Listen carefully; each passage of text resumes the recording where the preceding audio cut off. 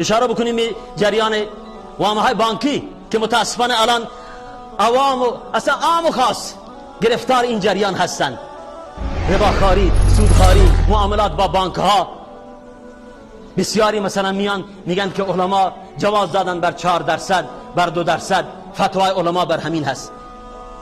این اعتبار نداره. این فتوای علما، فتوای علما در برابر نص قرآن و حدیث صحیح پیامبر صلی الله علیه وسلم اعتبار نداره. کائن من کان، هر کسی باشه، علامت الدهر هم باشه، مجتهد هم باشه. وقتی ما نص داریم که ربا برابر با جنگ الله و رسول هست، خوردن سود 1% الی 20%، شعاری که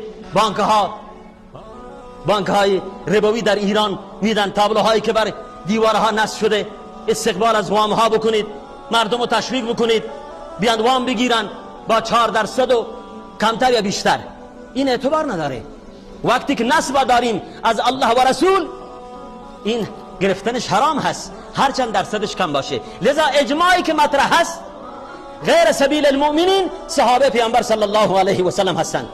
یعنی فهم صحابه رو کنار میذاره، فهم اصحابو از نصوص توجه نمیکنه، به فهم خودش عمل میکنه. الله تبارک و تعالی وعید سختی بیان کردن و فرمودن نوله ما تولا، اونو واگذار میکنیم به هر سمتی که متوجه شده، به هر سمت سوی، به حرام رفته، به گمراهی رفته، به بدعت رفته، به همون سمت متوجه هست. و نسله جهنم، سرانجامش اون رو به جهنم میکشونیم. و ساعت مسیرا، جهنم بد جای بازگشتی هست که انسان به جهنم برسه.